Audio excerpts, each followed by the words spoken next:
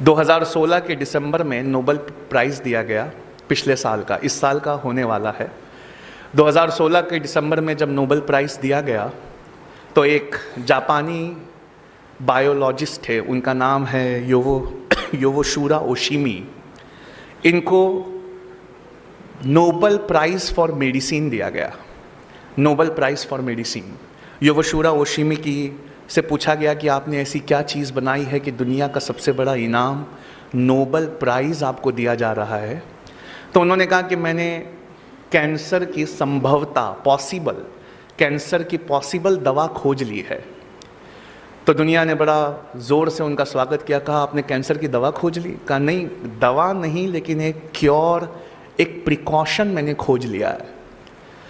तो दुनिया ने पूछा बताइए ऐसा क्या किया जाए जिससे कैंसर नहीं होता? तो उन्होंने कहा कि जब हम भूखा रहते हैं और हमारी बॉडी के न्यूट्रिएंट्स ख़त्म होने लगते हैं, जब हम भूखा रहते हैं तो हमारे जिस्म के सड़े गले हिस्से को हमारी बॉडी खाने लगती है। जिस्म के सड़े गले हिस्से को हमारी बॉडी खाने लगती है। इसे ऑटोफैगी कहते हैं। अगर आप चाहते हैं कि आपके जिस्म के अंदर के गलीच हिस्सों को, सड़े गले हिस्सों को आपका जिस्म खा ले, तो आपको भूखा रहना चाहिए। ये खोज मैंने की है। जब बॉडी ऐसे हिस्सों को खाने लगेगी तब कैंसर का क्वांटम या परसेंटेज कम हो जाता है। कहा डॉक्टर योवोशुरा ओशिमी, एक इंसान को साल भर में कितने दिन भूखा रहना चाहिए कि उसमें कैंसर ना पाया जाए? तो उन्होंने कहा 20-25 दिन, तकरीबन 9 से 10 घंटे भूखा रह जाए अगर, तो उसकी बॉडी उसके हिस्सों को खा लेगी, उसे कैंसर नहीं होगा। या रसूल अल्लाह सल्लल्लाहु अलैहि वसल्लम, आज समझ में आया आपने मोमिन पर रोज़े फ़र्ज क्यों किए। आज समझ में आया।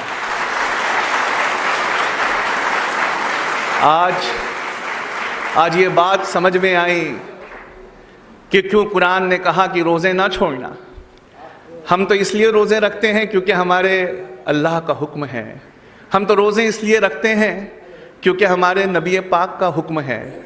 लेकिन आज समझ में आया कि इस हुक्म में कौन सी रहमत छुपी हुई है। योवोशुरा ओशिमी को दुनिया का सबसे बड़ा प्राइज़ दिया गया ऑटोफैगी के लिए। ऑटोफैगी यानी जिस्म अपने सड़े गले हिस्से को खा ले।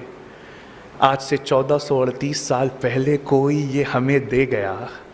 बस हमारा नज़रिया कुछ और था, हमने उसे दीनी पढ़ाई कहकर ठुकरा दिया। एक जापानी उठा, उसने उस पर रिसर्च की, उसने उसे दुनियावी पढ़ाई से मिलाकर देखा। आज दुनिया ने उसे दुनिया का सबसे बड़ा प्राइज़ नोबेल प्राइज़ दे दिया। ऐ बच्चों, तुम क्यों नहीं पढ़ते? तुम क्यों नहीं कोई चीज़ को रिसर्च की तरह लेते? तुम क्यों नहीं कोई चीज़ को उस तरह देखते जिस तरह देखे जाने का हुक्म है? अल्लाह रब्बुल इज़्ज़त कुरान में फरमाता है, तुम गौर क्यों नहीं करते कि अल्लाह ने ये कायनात कैसे बनाई है? हम में से कितने हैं जिसने ये गौर किया?